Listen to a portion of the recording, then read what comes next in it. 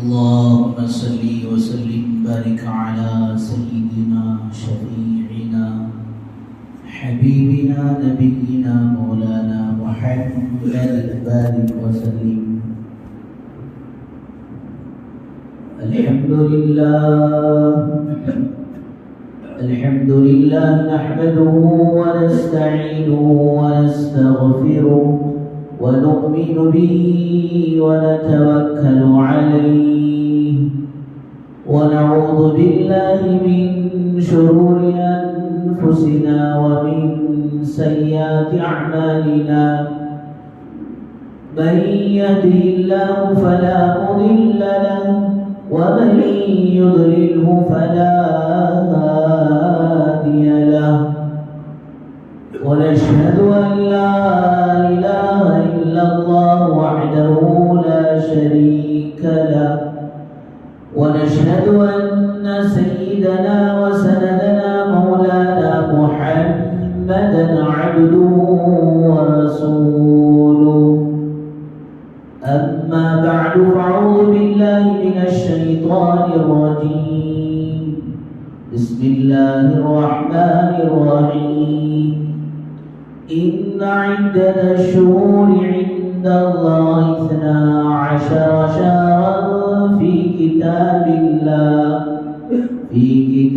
الله يوم خلق السماوات والأرض منها 4 حرم.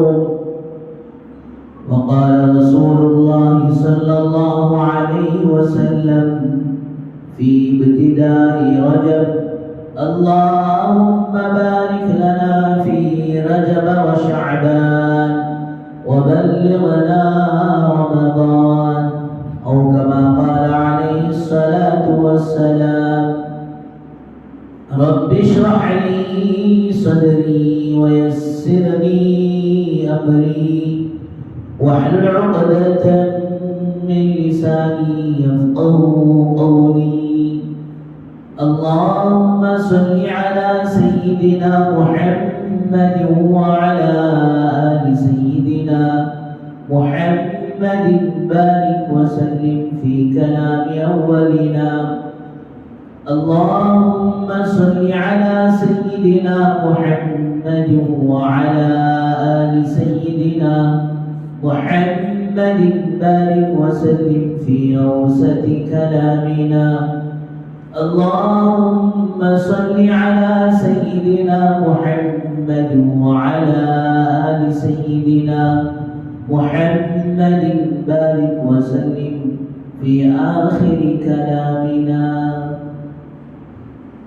बुजुर्गान मोहतरम मुअज़्ज़ज़ सामीन किराम, अल्लाह जल्ले जलालुहु अमन वालों का एहसान करम फजल हुआ कि अल्लाह तबारक व तआला ने हम सबको अपने घर तक आने की तौफीक नसीब फरमाई और कुछ दीन की बातें कहने और सुनने की तौफीक व सआदत नसीब फरमाई।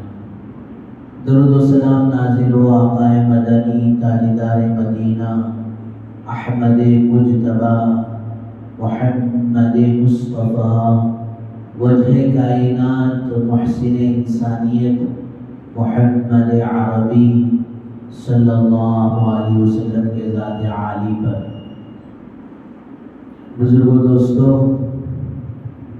ये सारी कायनात को, ज़मीन व आसमान को, चाँद व सूरज को अल्लाह तबारक व तआला ने बनाया है। और फिर ये जो 12 महीने हैं, ये 12 महीने भी अल्लाह ताला के बनाए हुए महीने। इन्ना इद्दत अश-शुहूर इंदल्लाह 12 शहरन फी किताबिल्लाह। जब से अल्लाह ताला ने दुनिया बनाई, कुरान मजीद में अल्लाह कहते हैं कि ज़मीन और आसमान को हमने बनाया। ज़मीन के बनाने में हमारा कोई शरीक नहीं और फिर आसमानों के बनाने में हमारा कोई शरीक नहीं, बल्कि हमारे किसी काम में हमारा कोई शरीक नहीं। उसी को समद, अल्लाह समद, अल्लाह बेनियाज है कहा जाता है। तो इन 12 महीनों में कोई महीने को अल्लाह ताला ने منحوس مہینہ اور نامبارک مہینہ نہیں بنایا۔ سارے مہینے اپنی جگہ ٹھیک ہیں، اچھے ہیں۔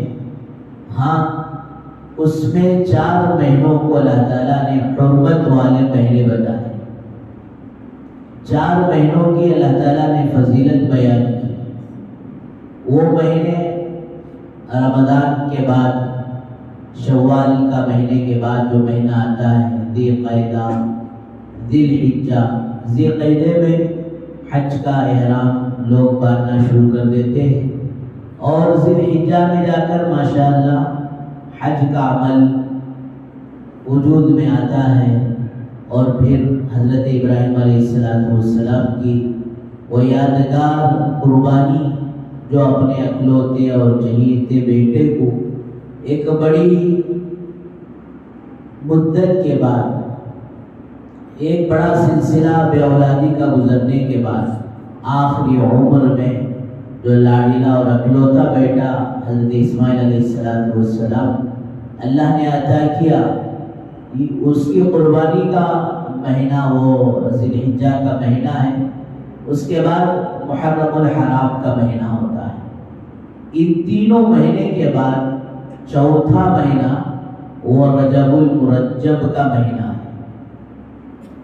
حضرات علماء و مفسرین فرماتے ہیں کہ ان 4 مہینوں میں ایمان والا جو عبادت کرتا ہے، اللہ تعالیٰ ان مہینوں میں اس کے عبادت کے اجر کو بڑھا دیتے ہیں۔ اس لیے ماشاءاللہ یہ رجب کا مہینہ ہے، تو ہمیں چاہیے کہ رمضان کا استقبال، رمضان کا جذبہ، رمضان مبارک کا شوق، اور پھر اس مہینے کے عبادت کا ولولہ، اور اس مہینے میں کیے جانے والے عبادات، دعا و ذکر ابھی سے ماشاءاللہ ہمارے دل میں ایک جذبہ اور شوق ولولہ پیدا ہو جائے۔ بہرحال اس مہینے کے چند اعمال ہیں۔ ایک عمل تو یہ ہے ایمان والے کو کہ جب بھی ماشاءاللہ چاند مہینہ ختم ہوتا ہے تو چاند دیکھنے کی کوشش کی جائے۔ ہمارا مزاج تو یہ ہو گیا کہ جو بھی دیکھو، کہاں دیکھو، بولنے کی ضرورت نہیں، سب ماشاءاللہ اس کے اندر ہوشیار جانا، کہاں دیکھو، موبائل پہ دیکھو، یوٹیوب پہ دیکھو۔ ایسا نہیں ہے، بلکہ چاند دیکھنا، اپنے آنکھوں سے چاند دیکھنے کی کوشش کرے۔ اللہ کے نبی صلی اللہ علیہ وسلم کی یہ سنت مبارکہ رہی کہ ہر مہینے کے ختم پر آپ چاند دیکھا کرتے تھے، اور چاند دیکھ کر ماشاءاللہ دعا پڑھتے تھے۔ یہ دوسرا عمل ہے کہ چاند دیکھو۔ اردو کے مہینے میں چاند کبھی 29 کو، کبھی 30 کو، اس طرح انگریزی مہینہ کبھی 30 اور کبھی 30 پر 1 کا ہوتا ہے، اور پھر یہ مہینہ فروری کا اور ڈسکاؤنٹ ہو کر 28 کا ہو جاتا ہے۔ لیکن عربی مہینے میں کبھی چاند 29 کا، کبھی 30 کا ہوتا ہے۔ 29 کے آخر کو چاند دیکھنے کی کوشش کرو، اور پھر اس کے بعد آپ جب بھی چاند دیکھتے تو دعا فرماتے، اللہم بارک لہ علینا بالایمان بالیمن والایمان والسلامتی والاسلام ربی وربک اللہ۔ کتنی پیاری دعا ہے۔ اے اللہ، یہ جو چاند ہم پر آج طلوع ہو رہا ہے، اس چاند کو ہمارے حق میں یہ ایمان والا، سلامتی والا اور پھر اسلام والا بنا دے۔ پھر آخر میں آپ نے جو 2 الفاظ جو کہے ہیں، ربی و ربک اللہ، ربی و ربک اللہ، آپ دعا میں توحید کی تعریف دے رہے ہیں، بلکہ آپ کی ساری زندگی اللہ کی بڑائی کی طرف، اللہ کی وحدانیت کی طرف، اللہ کی ربوبیت کی طرف بلاتے بلاتے گزری ہے۔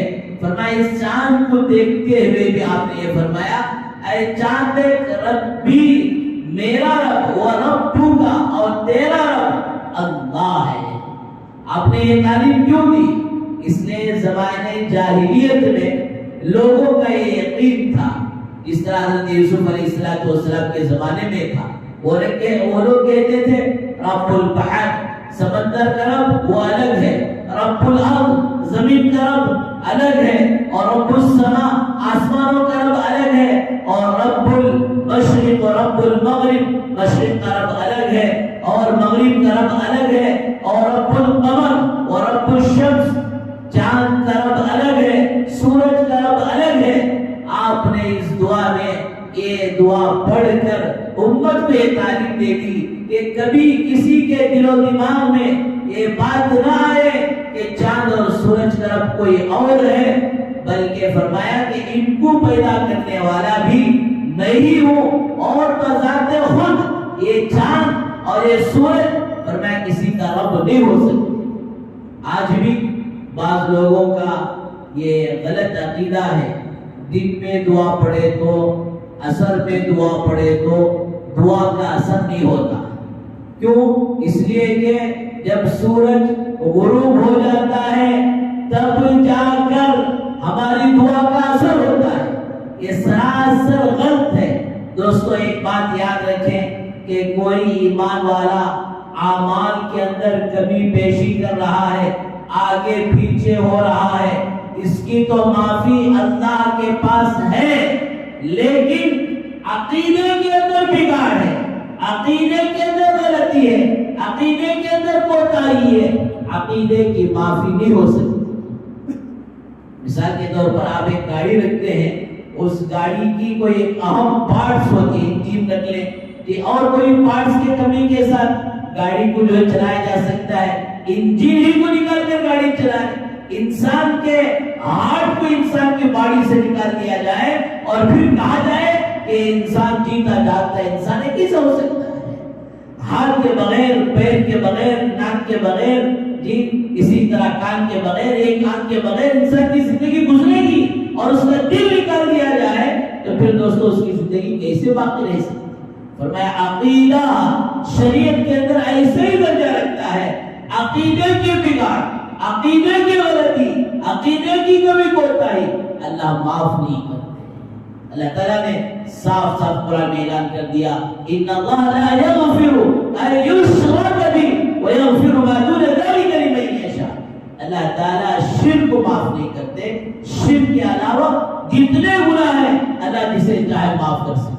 تو یہ سورج کے ڈوبتے وقت سورج کے اندر ایک تاثیر ہے کہ ڈوبتے ڈوبتے جو ہے ہماری دعا میں، ہماری دوا میں، ہمارے فلاں کام میں کام کر دے گا۔ تو دوستو یہ گویا اللہ کی ذات کے ساتھ شریک کر رہے ہیں۔ اللہ ہم سب کی پوری امت کی حفاظت فرمائے۔ بہرحال آپ نے کہا ربی، اے چاند میرا بنانے والا اور میرا خالق و مالک اللہ ہے، اور تیرا رب بھی تجھے پیدا کرنے والا اور تجھے نکالنے والا اور تجھے غروب کرنے والا، یہ بھی میرے اللہ ہی کے کرنے پر ہوتا ہے۔ نہ تو اپنی مرضی سے نکل سکتا ہے، نہ تو اپنی مرضی سے ڈوب سکتا ہے۔ ہاں ایک دن وہ آئے گا کہ سورج مشرق سے نکل رہا ہے، مغرب میں ڈوب رہا ہے، لیکن قیامت کا وہ ہولناک دن، قیامت کا وہ زلزلہ جب قائم ہوگا تو دوستو سورج اپنی جگہ سے نکلے گا اور پھر ہمارے سروں پر درمیان میں آئے گا، لیکن اس دن مغرب میں جا کر ڈوبنے کے بجائے دوبارہ مشرق کی طرف جائے گا۔ اسی دن قیامت کا دن ہوگا۔ یا ایھا الناس اتقوا ربکم ان زلزلۃ الساعۃ شیء عظیم۔ اے لوگو اللہ سے ڈرتے رہو۔ یا ایھا الناس اتقوا ربکم، اس کے ہاتھ میں سب کچھ ہے۔ ان زلزلۃ الساعۃ، یقیناً وہ زلزلے کی گھڑی بڑی خطرناک گھڑی ہوگی۔ یوم ترونها تذهل كل مرضعة عما أرضعت وتضع كل ذات حمل حملها وترى الناس سكارى وما هم بسكارى ولكن عذاب الله شديد۔ ایسا بھیانک دن کہ ماں کی اپنے بچوں سے بے حد محبت کرتی ہے، بے انتہا محبت کرتی ہے۔ ہر ایک کی محبت دنیا میں کسی غرض سے کی وجہ سے ہوتی ہے، لیکن ماں کی محبت اپنے بچوں سے بے غرض ہوتی ہے۔ شریف بچے سے بھی وہی وہ محبت کرتی ہے، شریف سے بھی وہی وہ محبت کرتی ہے، مالدار بچے سے بھی وہی محبت کرتی ہے، غریب سے بھی ویسے ہی محبت کرتی ہے۔ لیکن فرمایا دودھ پلاتی ماں اس قیامت کے زلزلے کو سن کر دوستو اپنے بچے کو بھول جائے۔ حمل ایک عجیب و غریب عورت کے لیے امتحان کا مرحلہ ہوتا ہے، گویا وہ موت کے منہ میں جا کر دوبارہ واپس آتی ہے اور کتنی تکلیفیں سہتی ہے۔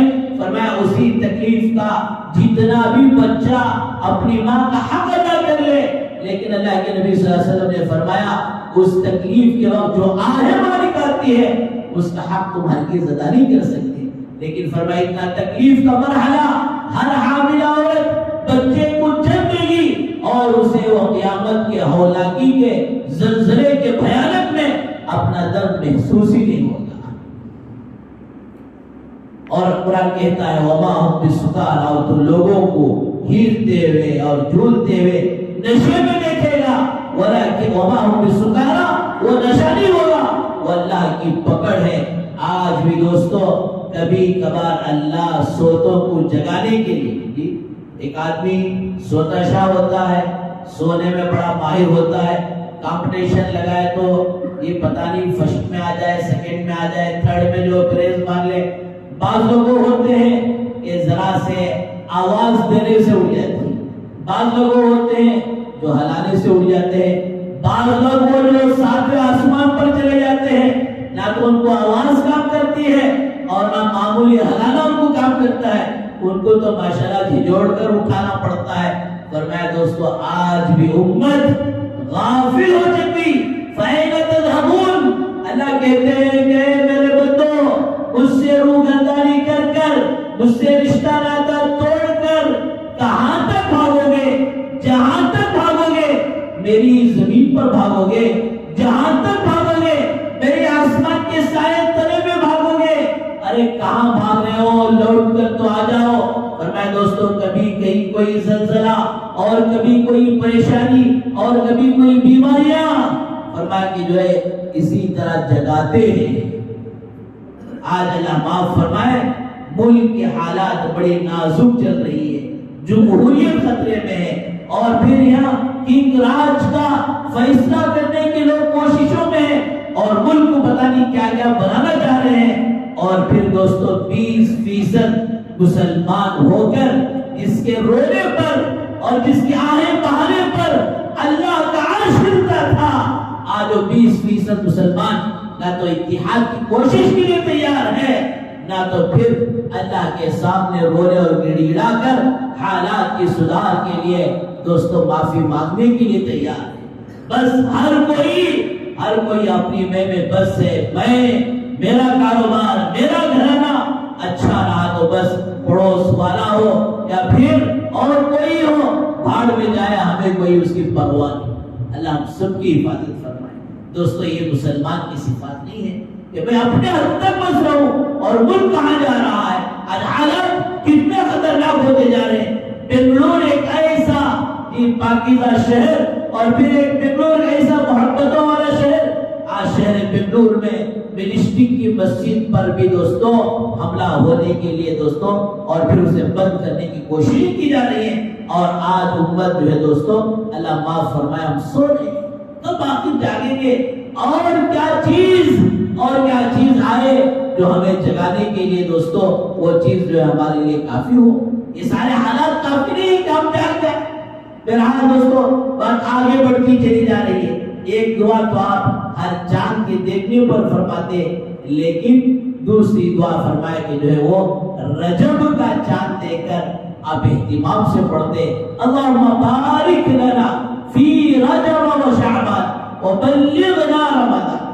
اے اللہ ہمیں رجب کے مہینے میں اور شعبان کے مہینے میں، یہ 2 مہینوں میں اے اللہ ہماری زندگیوں میں برکت نصیب فرما، اور پھر ہماری زندگیوں کو رمضان کے ماہ مقدس تک، رمضان المبارک کے بابرکت مہینے تک اے اللہ ہمیں وہاں تک پہنچا دے۔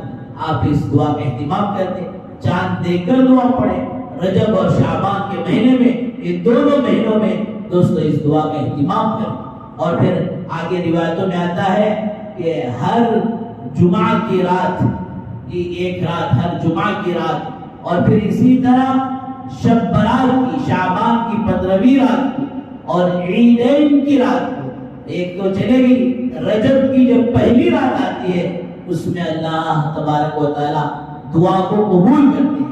تو رجب کا مہینہ آتا ہے تو دوستو یہ چند اعمال سرکار دو عالم صلی اللہ علیہ وسلم نے حدیث مبارکہ میں بتایا ہے. حضرت عبداللہ بن عمر رضی اللہ عنہ راوی ہے کہ ان راتوں میں دعاؤں کا اہتمام کیا جائے کہ اللہ تبارک و تعالی ان راتوں کی دعاؤں کو رد نہیں کرتے. اور پھر دوستو اس کے علاوہ حضرات صحابہ کرام رضی اللہ عنہ مجمعین کا یہ معمول تھا، یہ عمل تھا کہ جیسے ہی رجب کا مہینہ آ جاتا تو فوراً یہ اپنی زندگی کو قرآن سے بہت قریب کر لیتے، قرآن کی تلاوت کا بہت اہتمام کرتے. ایسی بات نہیں تھی کہ رجب کے علاوہ اور مہینے شوال سے لے کر جمادی الثانی تک یہ قرآن نہیں پڑھتے تھے، ایسا نہیں تھا، بلکہ صحابہ کی زندگی تو وہ چلتا پھرتا قرآن کی زندگیاں تھی. قرآن کی زندگی کا مقصد تھا. لکھنے والوں نے یہاں تک لکھا ہے کہ اگر کوئی اس زمانے میں مدینے کے گلیوں میں تہجد کے وقت گزرے تو فرمایا ہر گھر سے قرآن مجید کی تلاوت کی آواز آیا کرتی تھی. گھر کے بڑے، گھر کے بوڑھے، گھر کے بچے، ہر کوئی تہجد کے وقت دوستو قرآن مجید پڑھ رہے ہیں. ایسا معلوم ہوتا تھا اس زمانے کی گلیوں میں کوئی گزرے تو ایسا محسوس ہوتا وہ زندوں کی گلیاں ہیں، اور آج ہمارے گلیوں سے کوئی گزرے ایسا محسوس ہوگا گلی سے نہیں قبرستان سے مردوں کی گلیوں میں گزر رہے ہیں. اللہ حفاظت فرمائے. رجب کا مہینہ آتا، صحابہ کا شوق قرآن کریم سے بڑھ جاتا. ایک صحابیہ کے مطابق لکھا ہے کہ پڑوس کے گھر میں آئی اور کہا دیکھو مہمان آئے ہیں اور آپ کا جو تندور ہے جس میں روٹیاں بنائی جاتی ہیں، بہن اجازت دے تو میں جو ہے روٹیاں بنا لیتا. بولے اجازت ہے بنا لے. آٹا کلا کر لائے تھے اور روٹیاں جو ہے بنا لی. روٹیاں بنانے کے بعد اسے ایک ٹوکرے میں جمع کی اور اپنے سر پر رکھ کے وہ صحابیہ کہتے ہیں بہن تمہارا شکریہ ہے، اللہ آپ کو جزائے خیر دے، آپ نے روٹیاں بنانے کی اجازت دی. الحمدللہ میں نے روٹیاں بھی بنا لی اور سورہ بقرہ بھی میں نے تلاوت کر لی. بہن پیدا روٹیاں بناتے وہ صحابیات دوستو فرمایا اللہ کا کلام پڑھا کرتے. حضرت فاطمہ رضی اللہ عنہا کا قصہ بڑا مشہور و معروف ہے کہ سردی کی لمبی رات، گرمی کے دن آتے ہیں دن لمبا ہوتا ہے، رات چھوٹی ہوتی ہے، اور سردی کے دن آتے ہیں تو دن چھوٹا ہوتا ہے اور رات دوستوں بڑی لمبی ہوتی ہے. جب دارالعلوم میں پڑھنے کے لیے گئے تو 5:30 بجے مغرب، 7 سوا 7 بجے عشاء، فجر کی نماز 6:50 پر سو کو دیکھتے کو سلام پڑھتا تھا. عربی آخر کب جو ہے اجالا ہوتا، سوتے وہ تھک رہے. فرمایا اب تو وہاں عرب میں اور زیادہ لمبی ہوتی ہے، لیکن عشاء کی نماز کے بعد فارغ ہوتی ہیں ضروریات سے، اس کے بعد رکعت باندھ کر نماز پڑھتی ہے. پڑھتے جب سلام پھیرتی ہے تو مؤذن حضرت بلال آزان دے رہے ہیں، فوراً شکوا کرتی ہے اللہ یہ کیسی رات ہے، مجھے ساتھ ہی نہیں دیتی، صرف 2 رکعت پر پوری رات ختم ہو گئی. اور آج اللہ معاف فرمائے ہماری گھر کی عورتوں کو یہ گلا شکوا ہے، ہمیں کام کاج سے فرصت نہیں ملتی کہ ہم نماز پڑھیں. ان کو شکوا تھا کہ اور موقع ملتا تو اور عبادت ہوتی اور آخرت کی کمائی ہوتی. بہرحال بزرگوں دوستو رجب کا یہ مہینہ فرمایا کہ جو ہے اللہ کے کلام کو سینے سے لگانے کا، جو غفلت اب 8 مہینوں تک رہی، اب دوستو وہ غفلت ان مہینوں میں یہ 3 مہینوں میں نہ رہے، 9 مہینوں میں جو رہی یہ 3 مہینوں میں نہ رہے. اس لیے حضرات صحابہ کا یہ معمول رجب آتے ہی قرآن مجید کی تلاوت میں کثرت ہو جائے. اور پھر اللہ کا وہ کلام وَنُنَزِّلُ مِنَ الْقُرْآنِ مَا هُوَ شِفَاء کہ ہم نے اے محبوب آپ پر وہ قرآن اتارا ہے جس میں شفا ہے، وہ ہدی اور ہدایت ہے، وہ رحمہ اور پھر رحمت ہے کس کے لیے؟ للمنافقین للکافرین نہیں۔ وَنُنَزِّلُ مِنَ الْقُرْآنِ مَا هُوَ شِفَاءٌ وَرَحْمَةٌ لِلْمُؤْمِنِينَ، یہ مومنین کے لیے شفا ہے۔ اور دوستو، جس کے پاس اللہ کا کلام ہے، جس کے پاس سب کچھ ہے، آج وہی مسلمان کی مارے جو ہے دھکے کھا رہا ہے، اور وہی مسلمان آج پریشان ہے، جس کے ایک کلام، جس کے کلام میں اور جس کی ایک صورت میں اللہ تعالیٰ نے عجیب و غریب تاثیر رکھی ہے۔ سورہ یاسین فرمایا دوستو، ایک صبح میں کوئی پڑھ لیتا ہے، شام تک اس کی ضرورت اللہ پوری کرتے ہیں۔ پھر فرمایا روایتوں میں آتا ہے کہ سورہ یاسین ایک مرتبہ پڑھے گا کہ ایک روایت کے مطابق 10 قرآنوں کا ثواب ملے گا، ایک روایت کے مطابق 25 قرآن کا ثواب ملے گا۔ اور فرمایا کہ کوئی مر رہا ہے تو اس وقت کوئی وہاں پر بیٹھے لوگ سورہ یاسین پڑھ رہے ہیں، اسی طرح خود مرنے والا جو ہے سورہ یاسین پڑھ رہا ہے، تو اس وقت وہاں موت کا فرشتہ آ کر واپس لے جاتا ہے اور جا کر اللہ سے کہتا ہے، اللہ سورہ یاسین کے جتنے فرشتے ہیں اس آدمی کو گھیر لیے ہیں، اب میں کہاں سے جا کر روح نکالوں؟ اللہ پھر رضوان کو بھیجتے ہیں، ایک فرشتے کو بھیجتے ہیں، جو جنت کا داروغہ ہوتا ہے وہ آ کر کہتا ہے، ارے جنت کا داروغہ ہوں میں، معلوم بھی ہے اللہ نے تیرے لیے کیا کیا بنایا ہے، کیسے وہاں کی نہریں ہیں، کیسے وہاں کے پھل ہیں، کیسے وہاں کے پھول ہیں، وہاں کیسے حوریں ہیں، وہاں کیسے جو باغات ہیں اور وہاں کیسے محلات ہیں، وہ ساری جنت کی تعریف سناتے کہتا ہے وہ اللہ کے بندے چل اللہ تیرے انتظار میں ہے۔ یہ کہتا ہے تو دوستو اس کی روح پھڑک کر نکل جاتی ہے۔ فرمایا سورہ یاسین کے اندر اللہ تعالیٰ نے ایسے فضائل رکھے ہیں کہ فرمایا کوئی پریشانی ہو سورہ تغابن پڑھو، تمہارا لا علاج مرض بھی اس کی برکت سے اللہ تعالیٰ شفا دے دیں گے۔ اور عروض القرآن سورہ رحمان پڑھو، اللہ تعالیٰ نے اس کے اندر شفا رکھا ہے۔ اور یہ سب بھی نہیں آتے تو سورہ فاتحہ اس کا اہتمام کرو، سورہ فاتحہ کی برکت سے اللہ بیماریوں سے نجات دیتے ہیں۔ شاید میں نے اس سے پہلے بھی سنایا تھا کہ فجر کی سنت پڑھ کر اور پھر فجر کے فرض نماز کے درمیان، اس درمیانی وقت میں سورہ فاتحہ 40 پر 1 مرتبہ روزانہ پڑھنے کے عادی بن گئے تو اس کی برکت سے اللہ تعالیٰ پریشانیوں اور مصیبتوں سے روایتوں میں آتا ہے سورہ آیت الکرسی ہر فرض نماز کے بعد پڑھنے کا اہتمام کرو، تمہارے اور جنت کے درمیان اگر کوئی آڑ ہے، کوئی آڑ چیز ہے، وہ صرف موت ہے، جیسے ہی تم مرے تمہارے لیے جنت کا دروازہ کھل جائے گا۔ اور فرمایا جب ہر فرض نماز کے بعد اور جن نمازوں میں سنت و نوافل ہیں ان نمازوں میں سنت و نوافل کے بعد اور پھر جن نمازوں میں فجر میں اور پھر عصر میں اب یہاں کوئی سنت نہیں ہے تو اس وقت سورہ فلق اور سورہ ناس پڑھنے کا اہتمام کرو، اس سے حاسدین سے حفاظت ہو۔ آج اللہ حفاظت فرمائے امت مسلمہ پر طرح طرح کا حسد باطل قوموں کی طرف سے ہو رہا ہے۔ دوستو ایسے موقع پر ضروری ہے کہ ہم اللہ کے کلام کو سینے سے لگائیں اور پھر پورا قرآن مجید کے اندر جو خاص خاص صورتیں فضیلتوں والی صورتیں ہیں ان صورتوں کا پڑھنے کا خاص اہتمام کریں، اس کی برکت سے اللہ دنیا کی پریشانیوں سے نجات دیں گے۔ پھر آپ کا پڑھا ہوا ایک ایک حرف نام اعمال میں 10 نیکی بن کر وہ لکھتا چلے، فرشتے لکھتے چلے جائیں گے۔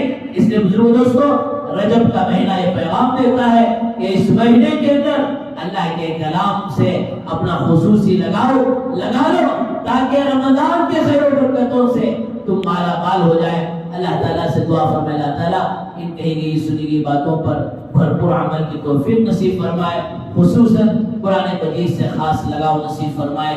وآخر دعوانا الحمدللہ رب العالمین۔ جو حضرات سے